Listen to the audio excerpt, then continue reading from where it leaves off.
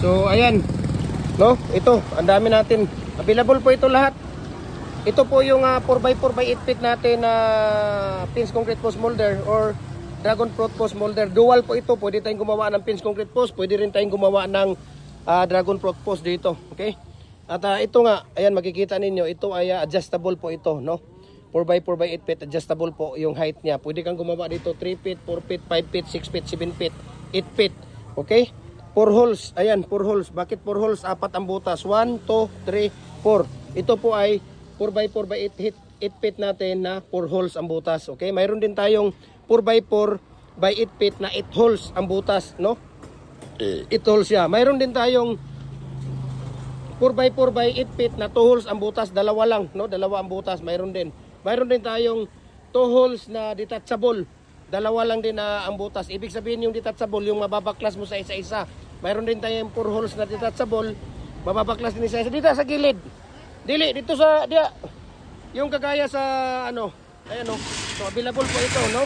Swerte kayo dahil nag-overtime sila. Lagay nyo yan dyan. Diyan sa gilid dong. Sige, doon. Ano nyo lang, dalawang dyan dong, dalawang.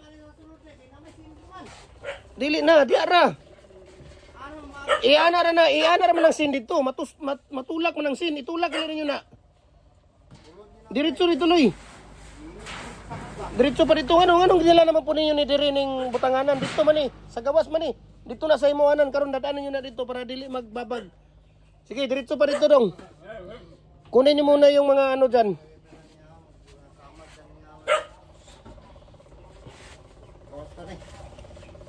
Ayan. Ilabas nyo muna yan dyan.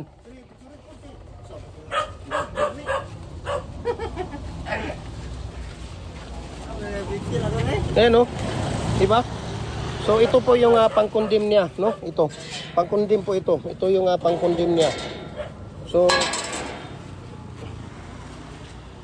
ayan. Itabi nyo yan doon dong. Diba? Ang ganda, diba? Ayan o, dual siya. Lifetime na gamit nyo na po yan. Bakit? Ito po ay napakakapal yung plate na ginagamit natin dito. Lifetime use na yun na po ito. Ayan o. Tingnan nyo yung plate Sobrang kapal po. Ayan o. Ayan o. Tingnan nyo yung plate, no? 4mm po yung kapal nito. Hindi basta-basta ito mayuyupi. Hindi, kahit na apak-apakan nyo ito, walang problema po ito, no? Ayan. So, tingnan niyo si Kuya Luloy, no? Ayan, si Kuya Luloy. At so, available po ito, no? Anytime, pwede kayong sa ngayon. Pero, pagka available, 2 araw lang ito Ubos. 2 araw lang ito, ubos kaagad, no? Kasi napaka-in-demand yung ating tawag dito. Napaka-in-demand yung ating molder, no? Napaka-in-demand po siya. Ay, hindi yan. Dito lang. Dito lang sa... Hindi na. Diyan lang yan sa gilid. Wag na. Paano? Kunin nyo na naman yan mamaya. Paano kayo mag-ano dyan bukas? Kukuhanin natin. Paano kayo doon? Si Luloy, anak ng pating naman ka Luloy talaga, oo. Ikaw talaga Luloy, Ikaw talaga Luloy. Nasaan na ba yung mga pag-iisip natin, Luloy, Kaya sabi ko sa inyo, huwag kumain ng aso. Kumain ng kanin. Ulam. Tamang sustansya. Pakog na yun. Okay na yan. Sige. Ayan. Kahit na naman siya, wala naman problema yan. Tapos ilagay nyo yan dyan. Sige. Ayan. Tapos yung dalawa doon sa may gilid ng aso. Diba, ikaw talaga Luloy, Ay, naku Luloy, Jordan, Jordan? Jordan, Ano ka ba talaga Luloy, Ikaw talaga Luloy, Yung mga sinasabi ko sa iyo, Luloy, Ikaw talaga, Inahayaan mo, Diba? Tingnan ninyo. So, nasa mga, lang to, 45 to 50 kilos, no? Minsan kasi standard na mga plate yung nabili natin. Mayroong mga substandard, di natin alam, Dito lang dong, dito yan. Bakit dyan? Dito. Dyan sa 8 feet. Sige, dyan na lang. Sige, dyan sa... Sige, dyan sa baba. Bakit? Mahirap na pag ano ninyo yan dyan. Di ba? Okay, ramo na. So mayroon tayo ditong 2 holes. Ito 2 holes. Ito yung 2 holes natin na fix. Ayan, mayroon tayong 2 holes dito available, dalawang set. Ayan, no? Makikita ninyo. Ayan. Mayroon tayong 2 holes dyan na available. Okay? So ayan, no? Kitang-kita nyo naman. Diba? Oh. Oh. Diba? Kitang-kita nyo kung gaano kaganda yung ano natin. Ayan, no? Oh. Di, pwede nyo naman siguro ilagay yan dyan. Ipatungan ninyo yan dong. Dyan. Isa dyan. Sige, okay na yan. Oh, itong isa kunin nyo. Kasi matumba. Dili na matakalapad. Na matumba. Hindi na matumba yan. Sige, ipatong nyo ninyo ring isa. Wag na lang ipatong yan. Saan nyo ilagay yan? Naog na lang, dili na pinabutang rig, wala kang pang 1 bakal rin eh, may kahoy na yung madalaban nito, kaya ita ka na. Ayan, sige, okay na yan. So, maraming salamat sa inyo. Ikaw talaga, Luloy, oh. Ikaw talaga, oh. Ay, nako, Luloy. Uy, kunin mo yung isa dyan, Loy, na hollow blocks, Loy. Dalhin mo doon. Ilalagay natin doon yan. Ito yung bar cutter natin. Dapat mayroon ka nito. Pag mayroon gumagawa ka ng pins concrete post at dragon fruit post, dapat mayroon kang bar cutter dahil napakahirap pag walang bar cutter, no? Ito talaga ang pinakamaganda. Bar cutter dahil napakatipid, napakalaking tipid. Kaysa mag-grinder ka, bili ka ng grinder, kurente, pati yung cutting disc, no? So mahirap 'yun. Diyan lang, Loy, ako nang bahala diyan. Lagay mo lang yan diyan. Yun talaga, no? Bar cutter. Tapos dito, gumagawa sila dito ng matting art. Ayan, sila Luloy. Sige, Loy, patuloy mo yung paggawa ng matting art dyan.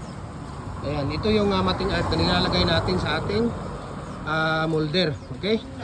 Yan po yung nilalagay, yung ginagawa. Ayan, oh. Yung mga tapos na. Sus, unsa naman na dong. Ay, kipangkuan po punta ninyo na. Okay. Sige, ugma na ninyo kuan nun. So ito, no, ayan, no, tingnan niyo, yan yung ano natin, no? Yan yung mga molder natin ngayon. Okay, yan, kita nyo. Okay, so napakaganda po, no? So maraming salamat and God bless po, no, sa ating lahat. Ayan, at dito tayo, tingnan natin dito si Kuya sa pagbabali niya ng Y dito, no? Dito niya tinitira yung Y niya.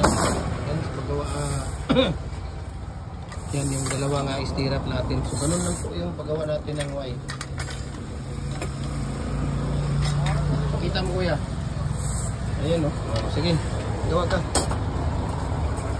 Tingnan natin dito yung paggawa ni Kuya ng Y. Dalawang stirrup po, design ng stirrup na ginagawa natin dito. Maraming Ilyas dito. Ito Ilyas ng kanituan ito. Si Kuya Ide. Napakasakit. Ayan, no? Di ba? Okay. Gawa ka nga ng isa. Yung maliit, Kuya. Gawa ka doon. Yung maliit. Dalawa. Para makita nila. Ayan. Okay. Parang triangle siya, no? Na ginagawa natin. Madali lang. Tingnan natin doon kung paano nila ginawa, paano nila ipapatong yung mating mamaya doon. Pakita mo, Kuya, dito lagay. Ayan, o, diba? Dito kasi ilalagay yung ano mamaya. Ayan, o, gaganunin yan. Dahil dyan yan ilalagay yung pangatlo. Okay? Bigyan ko kayo ng tips mamaya. Okay? Pakita ko sa inyo. Pwede na yung Kuya. Bakit? Hindi ba pasok?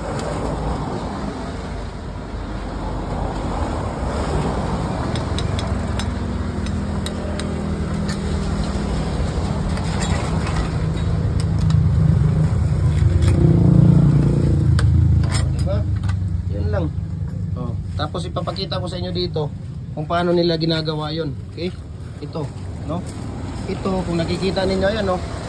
Ayan, no, nilalagay, oh, di ba? Pinapatong dyan. Ayan, no? tinatali. Yan yung pang, ito yung ibabaon natin. Ito, pinabaon yan. Tapos ito yung parang wine. Yan po siya, di ba? Ha? Kung makikita nyo dito, Oh? Saan yun? Ito nung agad yun. eh, Wala yung mga konbita lang ngayon. uh, Tungod na Diba? yung pandaling kayo, kanang yung kanwa. sa paggawa dito. 8mm po yung ginagamit namin dito na rebar. Number 16 na tie wire ang ginagamit namin dito para rest assured na yung ating matting art at yung ating pins concrete post at dragon fruit post natin matibay, no? Matibay. Di ba? Tingnan ninyo kung paano ikakabit nila. Ilalagay itong pangdulo. Kaya ko lang yun, no? Ano? Di ba?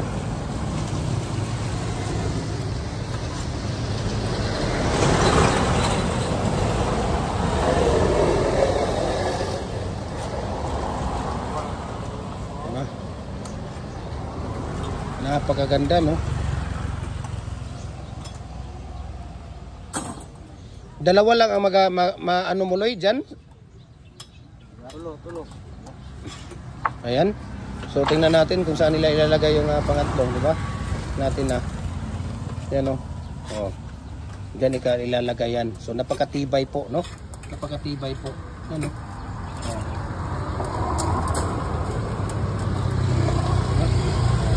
Bakit no?